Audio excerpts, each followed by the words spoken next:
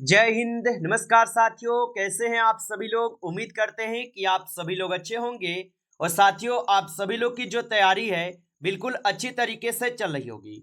तो साथियों आज की इस क्लास में जो है साथियों Indian air force Y group exam 2026 के लिए साथियों ऐसे टॉप इंपोर्टेंट क्वेश्चन को लिए गए हैं जो कि साथियों आपके 30 मार्च और 31 मार्च के एग्जाम के लिए जो है काफी इंपोर्टेंट है। तो साथियों यदि आपका एग्जाम जो 30 मार्च या 31 मार्च को है तो आप इस क्लास को जरूर देख के जाइएगा। यहां से साथियों 100% क्वेश्चन आपके एग्जाम में जो है देखने को मिलेंगे। तो आप इस क्लास को बिल्कुल अच्छी तरीके से लास्ट तक देखिएगा और इस क्लास में दिए जाने वाले इन सभी क्वेश्चनों को आप अच्छे से जरूर याद कर लीजिएगा। तो चलिए क्लास को स्टार्ट करते हैं। उनसे पहले यदि आप इस चैनल पे पहली बार जुड़े हैं तो आप जो है इस चैनल को सब्सक्राइब कर लीजिए और सब्सक्राइब करके आप ऑल नोटिफिकेशन को ऑल पे दबा के जुड़ जाइए, जिससे कि जब भी कोई नई क्लास हो सबसे पहले क्लास का नोटिफिकेशन आपके पास जो है पहुंच सके। तो आप इस चैनल को सब्सक्राइब जरूर कर लीजिएगा। साथ ही साथ आप जो है इस क्लास को भी लाइक जरूर कर लीजिएगा। तो चलिए क्लास को स्टार्ट करते हैं और देखिएगा क्वेश्चन क्या पूछा गया है। क्वेश्चन पूछा गया कि दाची गाम राष्ट्रीय उद्यान निम्नलिखित में से जो है किस राज्य या केंद्र शासित प्रदेश में स्थित है। चलिए बताएंगे। ये ऐसे चुनिंदे प्रश्न हैं जो कि आपके एग्जाम में जो है 100% ये सभी क्वेश्चन आपको देखने को मिलेगा। और बताएंगे कि दाची गाम राष्ट्रीय उद्यान निम्नलिखित में से किस राज्य या केंद्र शासित प्रदेश में स्थित है। तो याद रख लीजिएगा ये स्थित हो जाएंगे आपके जम्मू कश्मीर में। ऑप्शन डी लगा रहे हैं तो सही जवाब है जम्मू कश्मीर में है, याद रखिएगा। चलिए अगला क्वेश्चन देखिएगा। यहाँ पे क्वेश्चन पूछा गया है और क्वेश्चन क्या पूछा गया है कि सालबाई की संधि के साथ जो है किस युद्ध का यहाँ पे अंत हुआ था। चलिए बताइएगा आप कि सालबाई की संधि के साथ किस युद्ध का अंत हुआ था। तो आप याद रखेंगे कि सालबाई की संधि के साथ जो है प्रथम आंग्ल मराठा युद्ध जो है ये आपके अंत हुए थे। ऑप्शन ए यहाँ पे इस क्वेश्चन का सही जवाब है। अच्छे से इनको आप याद रख लेंगे। चलिए अगला प्रश्न देखेंगे। प्रश्न दिया गया है और प्रश्न क्या है कि ग्रैमी अवार्ड जो ये किस क्षेत्र में दिया जाता है। चलिए बताइएगा कि ग्रैमी अवार्ड जो ये किस क्षेत्र में दिया जाता है। तो याद रखेंगे कि ग्रैमी अवार्ड जो है ये आपके दिए जाते हैं संगीत के क्षेत्र में। ऑप्शन ए जो है यहाँ पे इस क्वेश्चन का सही जवाब है, संगीत के क्षेत्र में दी जाती है। अच्छे से इनको याद रखेंगे। चलिए अगला क्वेश्चन देखिएगा। क्वेश्चन यहाँ पे पूछा गया है। क्वेश्चन क्या पूछा है कि कबड्डी टीम में कितने खिलाड़ी होते हैं। चलिए बताएंगे कि कबड्डी टीम में कितने खिलाड़ी होते हैं। तो याद रखेंगे कि कबड्डी टीम में जो है आपके कुल आपके 7 खिलाड़ी होते हैं, या 6 हो जाएंगे, 15 या 11 होगा। तो कबड्डी टीम में आपको पता है कि कुल 7 खिलाड़ी होते हैं। ऑप्शन ए सही जवाब है, याद रखेंगे। अगला क्वेश्चन देखिएगा। क्वेश्चन है आपका, क्वेश्चन है कि the Indian war of independence पुस्तक के यहाँ पे लेखक कौन है। चलिए बताइएगा कि the Indian war of independence पुस्तक के लेखक कौन हो जाएगा। तो इस पुस्तक के लेखक हो जाएंगे बी.डी. सावरकर। ऑप्शन यहाँ पे सी आप सही जवाब करेंगे, बी.डी. सावरकर हो जाएगा। अच्छे से याद रखेंगे। चलिए अगला क्वेश्चन देखेंगे। क्वेश्चन यहाँ पे पूछा है और क्वेश्चन क्या पूछा है कि निम्न में से 86वां संविधान संशोधन जो है ये कब हुआ था। चलिए बताएंगे कि निम्न में से 86वां संविधान संशोधन कब हुआ था। तो ये संशोधन कब हुए थे। तो ये संशोधन 2002 में हुए थे। ऑप्शन यहाँ पे 20 क्वेश्चन का सही जवाब है, 2002 में ये संशोधन हुआ था। अगला क्वेश्चन देखिएगा। यहाँ पे क्वेश्चन पूछा गया है और क्वेश्चन क्या पूछा है कि कर्नाटक राज्य के वर्तमान राज्यपाल जो है कौन है। चलिए बताइएगा कि कर्नाटक राज्य के वर्तमान राज्यपाल कौन है। तो याद रख लीजिएगा इसके वर्तमान राज्यपाल हो जाएगा यहाँ पे कौन। तो यहाँ पे इस क्वेश्चन का आप सही जवाब क्या लगाए हैं। तो ऑप्शन सी लगा रहे हैं, बिल्कुल सही जवाब है ऑप्शन सी। आगे देखिए अगला प्रश्न पूछा है और प्रश्न पूछा है कि भारत में पूर्व से पश्चिम की ओर बहने वाली नदी कौन सी है। चलिए बताएंगे साथियों कि भारत में पूर्व से पश्चिम की ओर बहने वाली नदी कौन सी है। तो याद रख लीजिएगा नर्मदा नदी हो जाएगा। ऑप्शन डी को आप सही जवाब कीजिएगा, नर्मदा नदी हो जाएगा। अगला क्वेश्चन देखेंगे। क्वेश्चन यहाँ पे पूछा है। क्वेश्चन क्या पूछा है कि निम्नलिखित में से चमोली भारत के किस राज्य में स्थित है। चलिए बताइएगा कि निम्नलिखित में से चमोली जो है ये भारत के किस राज्य में स्थित हो जाएगा। तो याद रखेंगे ये भारत के आपके उत्तराखंड में स्थित है। ऑप्शन ए जो है यहाँ पे इस क्वेश्चन का सही जवाब दिए गए हैं उत्तराखंड में स्थित हो जाएगा। आगे देखिएगा, प्रश्न यहाँ पे पूछा है आपसे, और प्रश्न क्या पूछा है, दुनिया की सबसे ऊंची प्रतिमा स्टेच्यू ऑफ यूनिटी भारत के किस राज्य में स्थित है? चलिए बताइएगा आप कि दुनिया की सबसे ऊंची प्रतिमा स्टेच्यू ऑफ यूनिटी भारत के किस राज्य में स्थित है?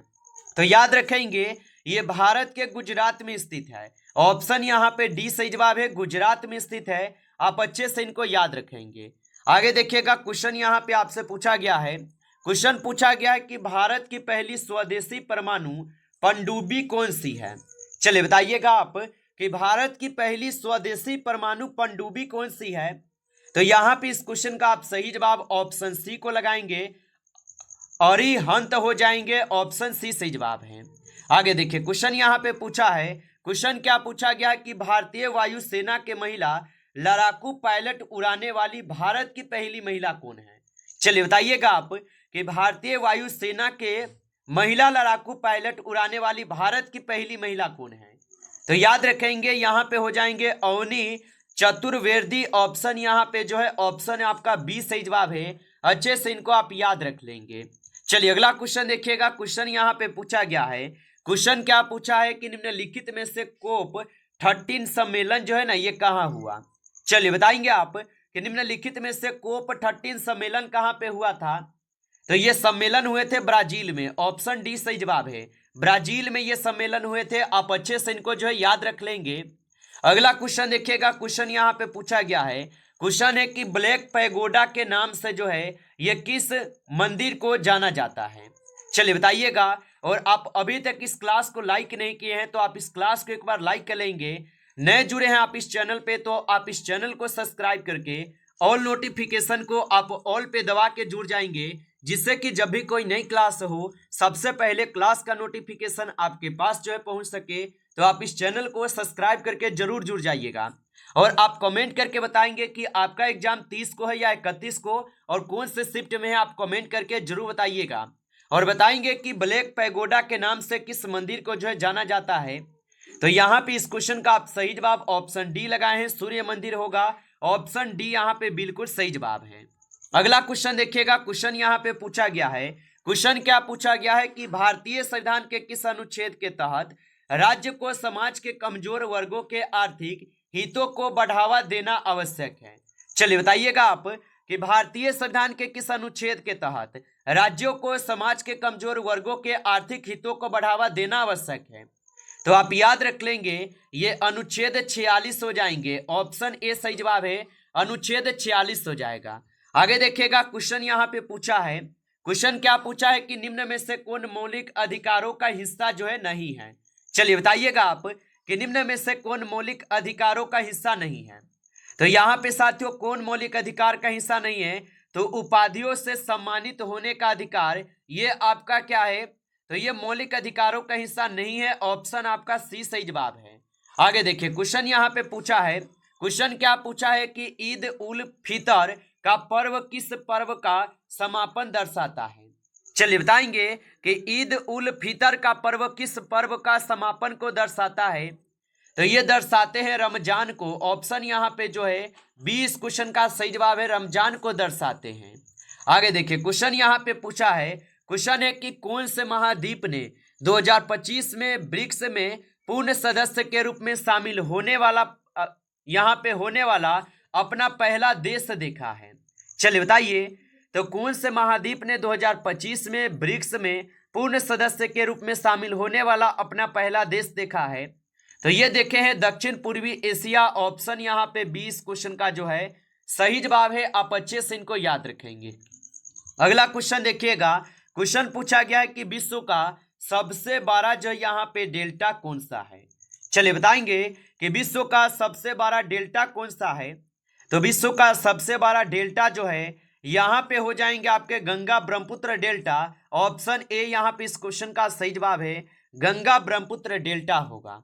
आगे देखिएगा, प्रश्न पूछा गया है, प्रश्न क्या पूछा है कि कौन सा राज्य लोक नृत्य शैली छऊ से जुड़ा है जो मार्शल और कालाबाजी विषयों के लिए जो है ना यहाँ पे जाना जाता है? चलिए बताएंगे कि कौन सा राज्य लोक नृत्य शैली छऊ से जुड़ा है जो मार्शल और कालाबाजी विषयों के लिए जाना जाता है। तो साथियों ये कौन हो जाएगा, तो ये पश्चिम बंगाल हो जाएगा। ऑप्शन बी सही जवाब है, पश्चिम बंगाल। आगे देखेंगे क्वेश्चन यहाँ पे पूछा है, और क्वेश्चन क्या पूछा है कि भारतीय संविधान में कौन से अनुच्छेद सांस्कृतिक और शैक्षणिक अधिकारों के रूप में जो है जाने जाते हैं। चलिए बताएंगे कि भारतीय संविधान में कौन सा अनुच्छेद सांस्कृतिक और शैक्षणिक अधिकारों के रूप में जाने जाते हैं। तो साथियों ये कौन सा अनुच्छेद है, तो अनुच्छेद यहाँ पे हो जाएंगे अनुच्छेद 29 और 30। ऑप्शन ए लगा रहे हैं तो सही जवाब है। आगे देखेंगे क्वेश्चन यहाँ पे दिया गया है। क्वेश्चन क्या है कि ग्रेट स्लेम जो है ये डैश में एक विशेष किताब है। तो ग्रेट स्लेम जो है ये डैश में एक विशेष किताब हो जाएगा। तो ये आपके टेनिस में एक विशेष किताब है। ऑप्शन ए सही जवाब है, याद रखेंगे। आगे देखिए क्वेश्चन पूछा गया है। क्वेश्चन क्या पूछा गया है कि राष्ट्रपति के चुनाव से संबंधित संदेह और विवादों पर कौन सा यहाँ पे प्राधिकारी निर्णय लेता है। चलिए बताएंगे आप कि राष्ट्रपति के चुनाव से संबंधित संदेह और विवादों पर कौन सा प्राधिकारी जो है निर्णय लेता है। तो याद रखेंगे भारत के सर्वोच्च न्यायालय लेते हैं। ऑप्शन ए सही जवाब है, भारत के सर्वोच्च न्यायालय लेते हैं।